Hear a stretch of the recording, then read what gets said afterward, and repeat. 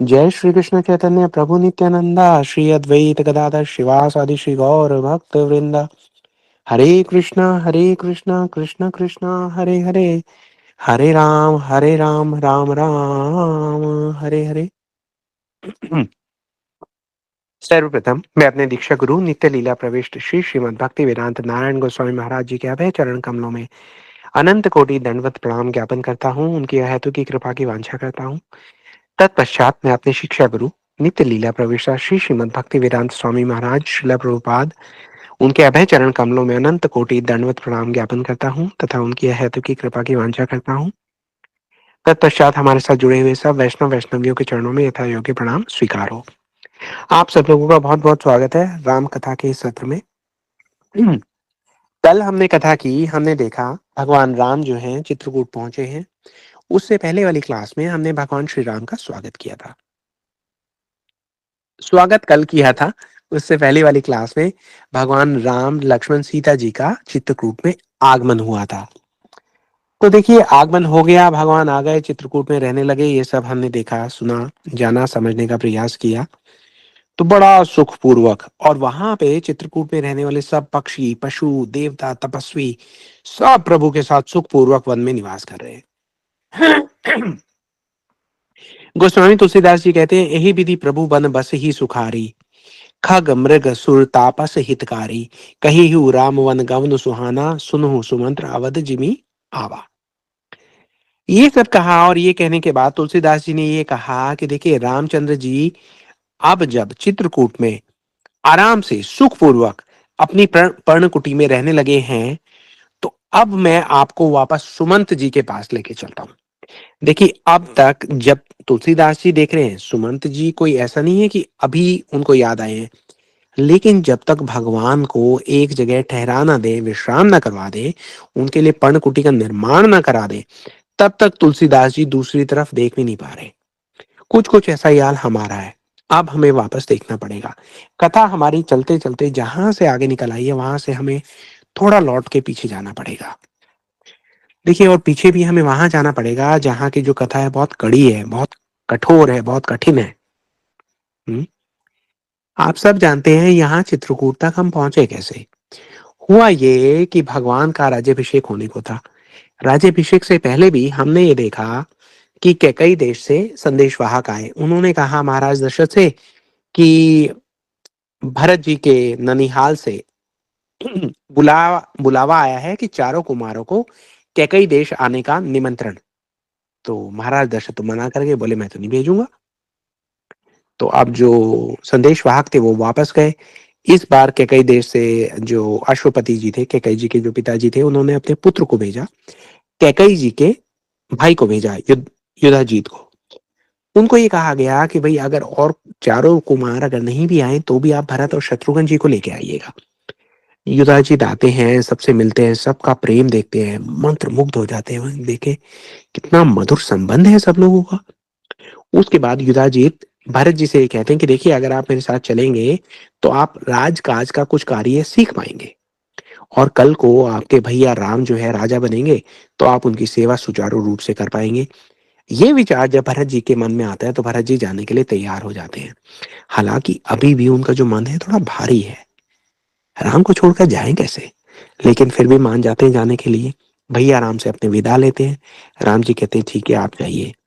तो भरत कहते हैं कि भैया मैं जा तो रहा हूं, लेकिन आप मेरे से आ, आप मेरे से एक वायदा कीजिए। क्या?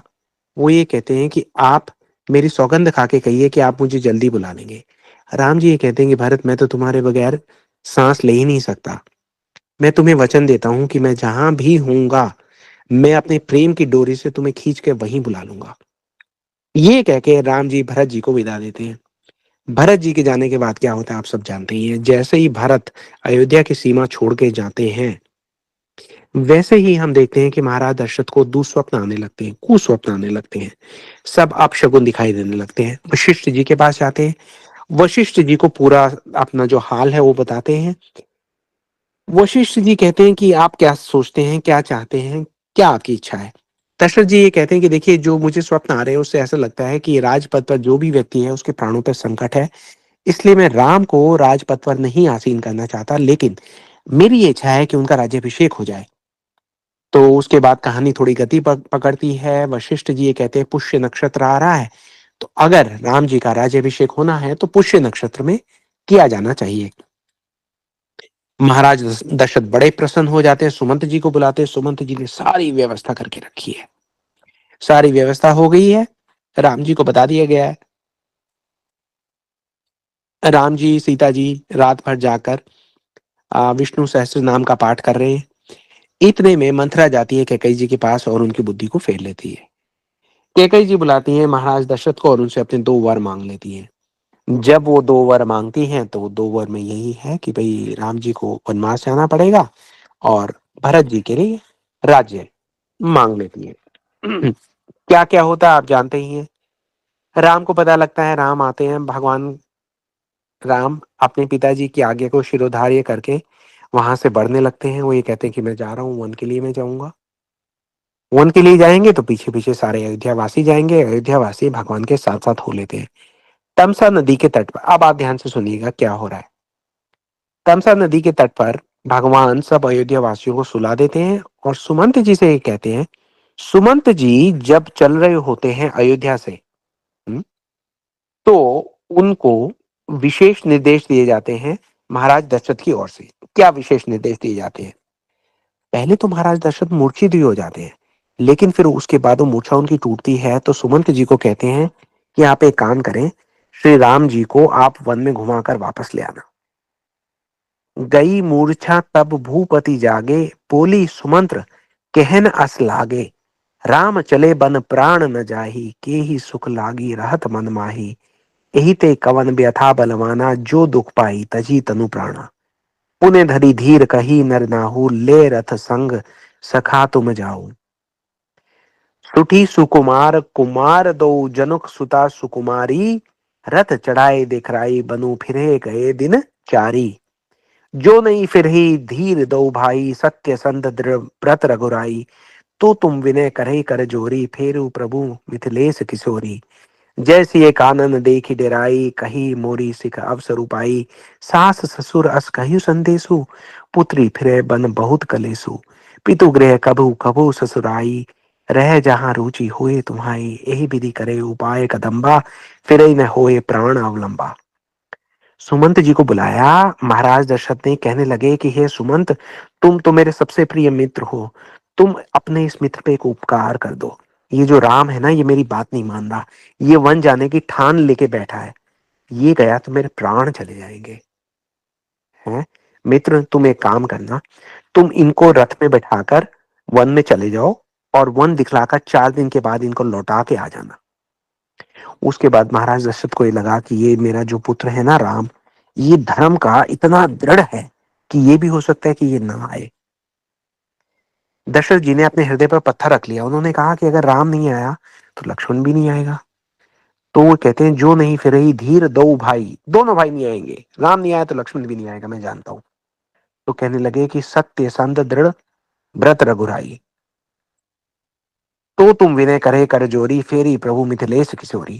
तो कम से कम सीता जी को ले आना है। उनको ये बोलना कि उनके सास और ससुर ने उनसे हाथ जोड़कर ये प्रार्थना की है कि हे पुत्री, वन में बहुत कलेश है, ये वन तुम्हारे योग्य नहीं है, तुम वापस आ जाना, वापस आ जाना, वापस आ जाना। और अगर नहीं आए तो क्या होगा? नहीं ते मोर मरनु परिणामा, कछु न बसई बदे बिंबामा। अस कही मूर्छ परा महिराऊ, राम लखन सिए अनी दिखाऊ। ये कहते कहते महाराज दशरथ मूर्छित होकर गिर गए थे। तो अब बात सारी की सारी आ गई महामंत्री सुमंत पे। सुमंत जी जब तमसा नदी के किनारे खड़े थे तो राम जी ये कहते हैं कि सुमंत जी से कि आप ऐसा रथ चलाइए कि इनको तो अयोध्या वापस लौटाइए और हमें लेके श्रृंगवेरपुर चलिए।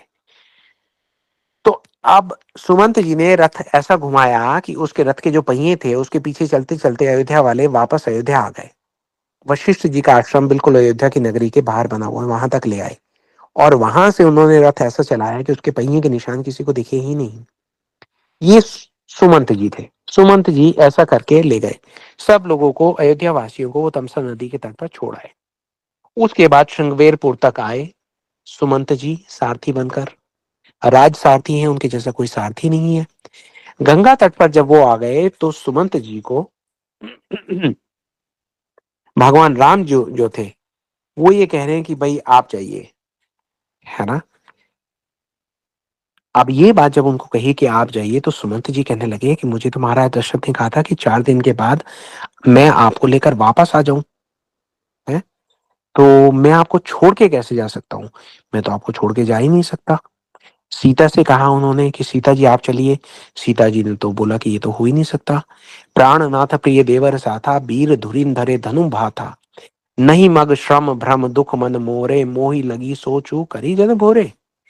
सुनी सुमंत्र सिय शीतल वाणी, भयउ बिकल जनु फणी हणि हानि, नैन सूझ नहीं सुनई न काना, कहीं न सकी कछु अति अकुलाना। जब उन्होंने राम जी का निर्णय सुना, सीता जी की शीतल वाणी सुनी, ऐसे व्याकुल हो गए जैसे किसी सर्प की किसी ने मणि निकाल ली हो। नेत्रों से उनको दिख नहीं रहा, कान से उनको सुन नहीं रहा, इतने व्याकुल हो गए कुछ कह नहीं सकते। हम्म? किसका हाल है ये हाल है महामंत्री सुमंत का। जी अयोध्या कांड है ना, बहुत कठोर, बहुत कठिन है। बड़ा निवेदन किया भगवान से, बड़ा निवेदन किया। बोले आप आ जाइए, आ जाइए, नहीं, नहीं गए। जितनी बातें बोली राम प्रबोध किन बहु बाती, तदपि होत नहीं शीतल छाती, जतन अनेक अनेक साथ हित कीने, उचित उत्तर रघुनंदन दीने। जितनी भी बातें कही राम जी ने एक एक का उत्तर दिया, बोले नहीं मैं नहीं जाऊंगा। इसका अर्थ क्या है? गोस्वामी जी कहते हैं मेटी जाई नहीं राम रजाई। भगवान राम जो चाहते हैं वो तो होके ही रहता है, और कुछ तो होगा ही नहीं। जैसे ही सुमंत जी ने देखा कि राम जी जो है नौका में चढ़ गए गंगा जी पार जाने के लिए, रथ हाके ओ हाय राम तन हेरी ही नाही, देखी निषाद विषाद बस धुनई सीछ पछताई। जो घोड़े थे, रथ के घोड़े जिसमें राम जी बैठ कर आए थे, वो अपने दोनों पैर उठाकर रामचंद्र जी की ओर देखकर रोने लगे, हिन हिनारे जोर जोर से चिंगाड़ रहे हैं। वो ये कह रहे हैं कि अरे ये राम जी तो हमारे साथ आए थे, ये हमें छोड़कर नाव पर बैठकर कहाँ जा रहे हैं। उसके बाद देख रहे हैं सुमंत जी को कि सुमंत जी आप इनको रोकते क्यों नहीं है? ये देखो राम लक्ष्मण सीता जो है हमें छोड़कर जा रहे हैं। सुमंत जी क्या कहें? सुमंत जी देख रहे हैं नैया पे, वो तो एकदम निशब्द, स्तब्ध, निस्तर होकर खड़े हैं। उनको समझ में नहीं आ रहा कि क्या करें। राम लक्ष्मण सीता जी मुड़कर देखते हैं सुमंत जी को, प्रणाम करके उनसे विदा लेते हैं। बस जैसे उनसे विदा लेते हैं तो वही छवि जो है सुमंत जी की आंखों में बसी हुई है। उसी छवि को देखते देखते सुमंत जी मूर्छित होकर वहीं पे गिर गए। भगवान राम ने अपना मुख मोड़ लिया। राम जी की आंखों में अश्रु है। क्यों अश्रु है? भगवान जानते हैं कि वो जिसको पीछे छोड़कर गए जा रहे हैं, सुमंत जी को पीछे छोड़ के जा रहे हैं, वही उन्हीं को उत्तरदायी बनाया गया है वापस अयोध्या जाने के लिए। अयोध्या जब जाएंगे सुमंत जी तो क्या होगा अयोध्या में, भगवान जानते हैं, अब तो हम भी जानते हैं। लेकिन इसी बात से भगवान की आंखों में अश्रु है। और यही कारण था कि गंगा पार करते हुए केवट ने भगवान के अधरों पर एक मुस्कान लेकर आए। भगवान ने गंगा पार कर ली। अभी हम बात कर रहे थे ना अयोध्या कांड है। देखिए अयोध्या कांड में बड़ा भगवान की जो भक्ति है, और विशेषकर जो भरत जी हैं, उनका यहाँ पर जो पूरा प्रसंग है वो विशेष है। और भरत जी का ही प्रसंग है जो अभी अयोध्या कांड में शेष है। जैसे ही भगवान ने गंगा पार की, आगे चलकर गए तीर्थराज प्रयाग में।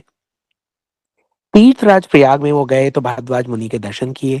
भारद्वाज जी कहने लगे कि हे राम, मैंने अपने जीवन में जितना जप किया, मैंने अपने जीवन में जितना तप किया, जितनी साधना की, जितना योग किया, जितना भक्ति, जितना भजन, जितनी प्रार्थना की, उसका फल मुझे ऐसा मिला कि मुझे भगवत दर्शन हो रहे हैं, सत चित आनंद के। राम लक्ष्मण सीता जी के दर्शन हो रहे हैं। भारद्वाज मुनि बड़े प्रसन्न है। प्रयागराज में स्नान कराने लेके गए हैं भगवान को। वहां पे स्नान करने लगे हैं भगवान, अपने हाथों में जल उठाया है। और भारद्वाज जी कह रहे हैं जम्बू द्वीपे, भगवान कह रहे हैं जम्बू द्वीपे भरत खंडे। जैसे ही बोला भरत, तो भरत को बोलते ही भगवान के जो अंग थे, एकदम अंग अंग पुलकित हो गया भगवान का, कांपने लगे। भरद्वाज जी कह रहे हैं कि क्या हुआ? राम जी कहते हैं भारद्वाज जी ये जो यमुना है ना, ये जो सांवली सी यमुना है। बोले हाँ। बोले इसी रंग का मेरा सांवला भाई है भरत। जैसे यमुना जी निर्मल है ना, वैसा ही निर्मल हृदय मेरे भाई भरत का है। देखिए हमें तो वनवास मिला है, वनवास की आज्ञा का पालन करते हुए हम तो प्रयागराज से आगे बढ़ जाएंगे, लेकिन मुनि श्रेष्ठ भारद्वाज हमारे जाने के बाद हमारे पीछे हमें ढूंढता हुआ हमारा अनुज भरत अवश्य आएगा। जब वो आएगा, इसके पहले भरत के प्रेम का सागर त्रिवेणी में बाढ़ बनकर भर जाए और सबको बहा कर ले जाए, आप उसे मेरे स्नेह का संदेश दे दीजिएगा। तो भरद्वाज जी कहते हैं, अरे भरत, आपका अनुज भरत। भरद्वाज जी बड़े चकित थे। अभी तो वो ये कह रहे थे कि मेरा जितना जप है, मेरा जितना तप है, जितनी साधना योग भक्ति भजन प्रार्थना है, उसका फल भगवान के दर्शन है। अब वो ये देखते हैं कि मैं तो भगवान के वियोग में क्या क्या नहीं किया, और भगवान अपने भक्त के वियोग में देखिए उनका क्या हाल हो गया है। कमाल है। उसके बाद एक और घटना हुई थी जो हमने आपको कल कहा था कि अब तक हमने बताई नहीं है, आज आपको बताएंगे। हुआ क्या कि भगवान जब चल रहे हैं वन में, तो धरती ने अपने जितने कोमल कोमल पुष्प थे, उनके पंखुड़ियां, कोमल कोमल कपोल जो है भगवान के मार्ग पर बिछा दिए कि भगवान चले तो उनको कोई कष्ट ना आए। भगवान ने देखा कि जिस मार्ग पर हम चल रहे हैं वो वाले मार्ग तो एकदम पुष्पों से ढके हुए हैं, लेकिन उसके इधर उधर देखते हैं दाएं बाएं तो वो तो कंटक मार्ग है। भगवान ये पुष्पों के मार्ग छोड़कर कंटक मार्ग पर चलने लग गए। तो चलने लगे तो इतना बड़ा कंटक, एक कांटा भगवान के पैर में सीधा अंदर चला गया। तो भगवान चलते जा रहे हैं, का जो रुधिर है, जो रक्त है, लहू है, वो बहने लगा। सीता जी ने देखा तो घबरा गई, राम जी ने देखा तो एकदम उनका हृदय फट गया। उन्होंने कहा, "अरे राम जी भैया, ये क्या हुआ, रुकिए।" भगवान राम को रोका और बोला कि ये हम कंटक निकालेंगे। राम जी ने रोक दिया उनको। बोले नहीं, कोई नहीं निकालेगा ये कांटा। उनसे पूछा कि क्यों नहीं निकालेगा। तो वो ये कहते हैं कि देखिए, जिसने, हम तो रघुकुल वंशज है ना, तो जो कोई हमारी शरण में आ जाए हम उसे अपनी शरण से कभी भी विरक्त नहीं करते। हमारी शरण में आ गया तो हमारी शरण में आ गया, हम उसका त्याग नहीं कर सकते। तो ये जो कांटा है इसने मेरे पैर की शरण ले लिया, अब मैं इसको अपनी शरण से निकाल नहीं सकता। तो अब सीता जी हैरान हो रही है। सीता जी हैरान ये हो रही है कि भाई प्रभु के मार्ग में कंटक आया कैसे। तो प्रभु राम जो है वो मुस्कुराने लगते हैं। सीता जी समझ जाती हैं कि भूमि देवी ने तो पुष्प बिछाए थे, लेकिन राम जो है वो कंटक भरे मार्ग पर चलने लगे। भगवान राम वहां पे कहते हैं, धरती देवी से कहते हैं, हे भूमि देवी, ध्यान से सुनिए। अगर लक्ष्मण के मार्ग में कांटे आए तो उसे हटाना मत, पुष्पों से ढक मत देना, आने देना, चुभने देना उनके चरण में कांटे, क्योंकि इस जगत को पता तो लगे कि सेवक का धर्म क्या है। जब वो लक्ष्मण को देखेंगे तो पूरे जगत को पता लगेगा कि सेवक का धर्म लक्ष्मण सिखाने आए हैं। हम्म। उन्होंने ये भी कहा कि अगर सीता जी के मार्ग में भी कांटे आए तो हे भूमि देवी, उन कांटों को हटाना मत, चुभ जाने देना वो कांटे, ताकि इस जगत को ये तो पता लगे, इस जगत की नारियों को, कि पतिव्रत धर्म का पालन करने वाली स्त्री कैसी होती है। अगर मेरे मार्ग में कांटे आए तो उनको हटाना मत, गड़ जाने देना उन कांटों को मेरे चरणों में। क्यों? इस जगत को ये पता तो लगे कि राज सेवक का धर्म क्या होता है। भाई राजा की आज्ञा मानकर एक राजकुमार अपने राजमहल का त्याग करके किस प्रकार से वन के कंटक मार्गों पर चलना है। बोले धर्म भी तो हमें स्थापना करना है, इसलिए चलने देना। भूमि देवी जो है प्रकट हो गई है, रो रही है, कह रहे हैं प्रभु ये आप क्या कर रहे हैं। उसके बाद भगवान राम हाथ जोड़कर उनसे ये कहते हैं कि ये सब आप करना, लेकिन एक उपकार करना मेरे ऊपर। बोले क्या उपकार करना। वो ये कहते हैं कि जब मेरा अनुज भरत आएगा ना, तो आप उसके पैर में एक भी कांटा चुभने नहीं देना। तो धरती जो है भूमि देवी बड़ी अचरज में पड़ जाती है। बोली हे भगवान, आप एक बात बताइए, आपके मार्ग में कांटे आए तो उनको नहीं हटाऊं, सीता जी के मार्ग में कांटे आए तो मैं छोड़ दूं, लक्ष्मण जी के चरण में कांटों का प्रवेश होने दूं, तो क्या भरत में इतना सामर्थ्य नहीं है कि वो कांटों को वहन कर सके। क्या आपका भरत जो है वो इतना कोमल है कि वो इन कांटों को सहन नहीं कर पाएगा। क्या उसको सामर्थ्य नहीं है। प्रभु राम ये कहते हैं कि हे भूमि देवी, भरत का जो सामर्थ्य है ना, वो तो वाणी का विषय ही नहीं है। लेकिन एक बात से सावधान हो जाइए आप, अगर भरत को ये कांटे देखकर ये विचार आ गया कि मैं सीता और लक्ष्मण, उसके भैया भाभी इस कंटक मार्ग पर चलकर गए होंगे, तो उसका जो उसे ये सोचकर जो दुख होगा, उस दुख का बोझ उठाने का सामर्थ्य आप में भी नहीं है। देखिए कितनी बड़ी बात है। तो ये सब कह कह कर राम जी क्या कर रहे हैं, जब जब भरत को याद करते हैं, वहां पे भरत को कैकई देश में ऐसा लगता है जैसे उसके भैया उसको पुकार रहे हैं। हम्म? जो कैकई देश के राजा हैं, जो उनके मामा हैं, नाना हैं, वो सब उनको बिजी रखने का प्रयास करते हैं, लेकिन भरत का जो हृदय है वो तो बार बार अयोध्या के साथ बंधा हुआ है।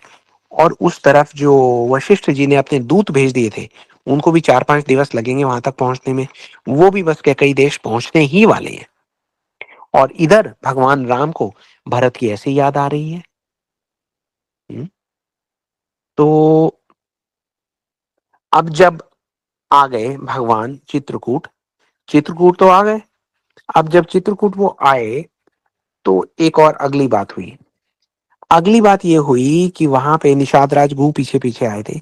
निषाद राजगुह ने देखा है कि जो कोल भील निषाद ये सब सारे आके भगवान की पर्णकुटी बना रहे हैं, तो बड़ी विशेष पर्णकुटी बना रहे हैं।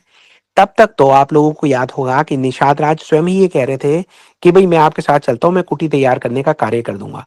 लक्ष्मण जी ने ले लिया साथ कि चलिए कोई बात नहीं, साथ में आ जाएंगे, भगवान का दिल भी बहलाएंगे और इनको सेवा का मौका भी मिल जाएगा। लेकिन जब निषाद राजगुह ने ये देखा कि ये लोग जैसी पर्णकुटी बना रहे हैं वैसी तो मैं बना ही नहीं सकता, तो वो पीछे हट गए। उन्होंने उनकी सेवा की, लेकिन पर्णकुटी उनको बनाने की दी। देखिए भगवान के जो सेवक का धर्म होता है, कितने कितने प्रकार से रामचरितमानस में हमें सीखने को जानने को मिलता है। वहां पे निषाद राजगुरु ने ये जिद नहीं की, नहीं नहीं मैं बनाऊंगा भाई, मैं सेवक हूँ भगवान का, पीछे हट जाओ। उन्होंने ये देखा कि भगवान की सेवा कौन है जो सुचारू रूप से कर सकता है, और अगर वो कोई दूसरा व्यक्ति है तो उसका मार्ग में अवरोधक नहीं बने।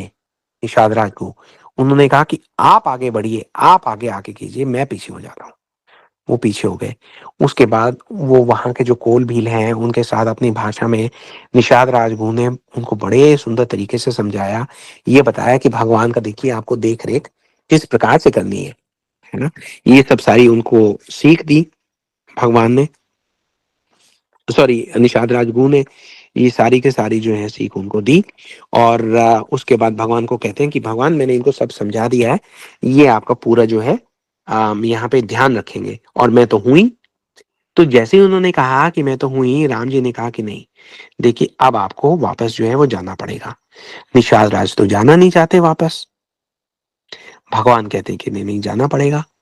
गोस्वामी तुलसीदास जी कहते हैं राम रजाई शीश सभी के। जो भगवान की आज्ञा होगी उसको प्रत्येक व्यक्ति अपने सर पे धारण करता है, उनकी आज्ञा का सब पालन करते हैं। तो भगवान की इच्छा जानकर निषाद राजगुरु जो है बड़े भारी मन से, वो तो जाने ही नहीं चाहते, परिवार को भूल गए, समाज को भूल गए। वो कहते हैं अरे भगवान के चरणों का दर्शन मुझे रोज रोज हो रहा है, तो मैं वापस जाऊंगा क्या देखने के लिए, क्या करने के लिए। लेकिन फिर भी भगवान कहते हैं नहीं नहीं आपको जाना ही जाना है। अब हम सब जानते हैं कि क्या विशेष कारण है, भगवान क्यों भेज रहे हैं निषाद राजगुरु को कि नहीं आपका जाना बहुत आवश्यक है। क्या आवश्यक है भाई, वो तो कह रहे हैं कि मुझे तो कोई आवश्यक कार्य नहीं है। भगवान कहते हैं नहीं आपका जाना है, आपका जाना बहुत आवश्यक है। अब हमें पता है कि उनका जाना क्यों आवश्यक है। कोई है जो उनकी प्रतीक्षा कर रहा है, निषाद राजगुरु की गंगा के तट पर कोई है जो प्रतीक्षा कर रहा है। अभी हमने दोबारा याद किया कि महामंत्री सुमंत जो है वो गंगा के तट पर खड़े हुए थे जब प्रभु राम ने, लक्ष्मण ने, सीता जी ने उनको प्रणाम किया नैया से, और उसके बाद नैया पार करने के लिए दूसरी तरफ मुंह करके नैया में आगे बढ़ गए। जब तक नैया दिखती रही, महामंत्री सुमंत जो है वो नैया के दर्शन करते रहे। उनके जाने के बाद निढाल होकर गिर गए, मूर्छित होकर गिर गए। प्रभु राम ने भी पीछे मुड़कर नहीं देखा, इतना दुख देख नहीं पाते भगवान। सुमंत जी उनके लिए पिता के समान है। हम्म, इसलिए प्रभु राम ने इतना साहस नहीं जुटा पाए कि वो पीछे मुड़कर देख लें। महामंत्री सुमंत सारथी है, राज सारथी है, पूरे विश्व में उनके जैसा सारथी नहीं है। लेकिन आज राम जी जानते हैं कि ये अब रथ को हाँक नहीं पाएंगे। रथ को कैसे हाँकेंगे, पहले तो घोड़े ही नहीं मानेंगे। सुमंत जी से अगर उनका परिचय पूछा जाएगा तो सुमंत जी को अपना नाम ही नहीं याद रहा, घोड़े हाँकना तो दूर, और ये वही सुमंत जी हैं जिनको विश्व का ऐसा सारथी मानते थे। राम जी ने कहा कि आप घोड़ा ऐसे चलाइए कि रथ के पहिए के निशान किसी को दिखने नहीं चाहिए। रथ के पहिए के निशान किसी को दिखे नहीं। हम्म। निषाद राजगुरु जब चलने लगे तब भगवान ने उनको ये कहा कि आप महामंत्री सुमंत को अयोध्या के लिए विदा कर दीजिएगा। अब निषाद राजगुरु सोचने लगे कि उनको विदा कर लीजिएगा, उनको तो विदा हम कर आए थे जब गंगा पार उतरे थे। उनको हाथ जोड़ दिया था, बोले अब हम आपसे विदा लेते हैं, जाइए। तो निषाद राजगुरु सोचने लगे कि भगवान ये क्या कह रहे हैं कि उनको विदा कर लीजिएगा। विदा कर तो आए थे। निषाद राजगुरु ये नहीं जानते कि जब वो गंगा के तट से चले भगवान राम सीता लक्ष्मण जी के साथ, तो निषाद राजगुरु तो वहीं पे मूर्छित होकर गिर गए थे। उनको समझ में नहीं आ रहा कि वो कहाँ है कहाँ नहीं है। राम जी के वियोग में ऐसा भारी, ऐसा दारुण दुख हुआ है, वो तो किसी चीज का होश ही नहीं है। ये तो भूल ही जाइए कि विदा लीजिए, आप रथ चला के अयोध्या तक जाइए, नहीं जा सकते। महामंत्री सुमंत जानते हैं कि मैं गया तो क्या होगा। महाराज दशरथ प्रतीक्षा में है सुमंत्र की, ये कई जी भी प्रतीक्षा में है सुमंत जी की। वो देखना चाहती हैं कि भाई 4 दिन के बाद ये वापस तो नहीं आ जाएंगे कहीं। मंत्रा प्रतीक्षा में है महामंत्री सुमंत की। कौशल्या जी, सुमित्रा जी प्रतीक्षा में है सुमंत जी की। पूरा अयोध्या प्रतीक्षा में है सुमंत जी की। और सुमंत जी जो है भगवान सीता राम लक्ष्मण की वो झांकी लिए हुए जिसमें वो प्रणाम करके विदा ले रहे हैं। वो झांकी अपनी आंखों में बसाए हुए बेसुध होकर पड़े हुए हैं गंगा के किनारे। उनको कोई उठाने का प्रयास करता है तो उनको कुछ दिख ही नहीं रहा, दृष्टि धुंधली है। जब वो देखते हैं कि उनको लोग उठा रहे हैं तो कहते हैं नाव नाव नौका कहाँ है। नौका की ओर देखते हैं तो देखते हैं कि नौका तो खाली है। वो ये कहते हैं अरे मेरे राम लक्ष्मण सीता नहीं आए। एकदम स्तब्ध, निस्तर, निशब्द, जड़ प्राय होकर उनको समझ में नहीं आ रहा मैं कहाँ हूँ कहाँ नहीं हूँ। निषाद जो है, निषाद उस जाति के जो लोग थे वो सब उनको संभाल रहे हैं, उनसे प्रार्थना कर रहे हैं। बोले आप अब जाने की तैयारी कीजिए।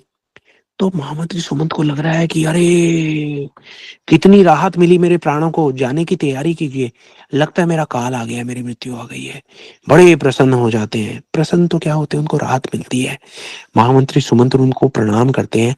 वो ये कहते हैं हे यमदूतो, आपने कितनी कृपा की कि आप मुझे लेने आ गए। बोले मुझे ले चलिए इसी वक्त, गहरे नरकों में ले जाके मुझे डाल दीजिए। आपने इतना विलंब क्यों किया मुझे आने में। मृत्यु को मुझ पर तरस खाने में इतना विलंब क्यों लगा। उनसे हाथ जोड़कर कह रहे हैं।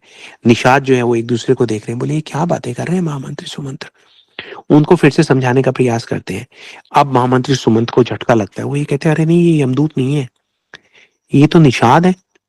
यमदूत क्यों नहीं है। उनको पकड़ के उनको झकझोरने लगते हैं महामंत्री सुमंत। कहते हैं अरे तुम यमदूत नहीं हो, नहीं हो तुम यमदूत। वो कहते नहीं है हम यमदूत। फिर महामंत्री सुमंत जो है अपने हृदय को फिर से दिलासा देते हैं, तसल्ली देते हैं। वो ये कहते हैं नहीं ये यमदूत हो ही नहीं सकते।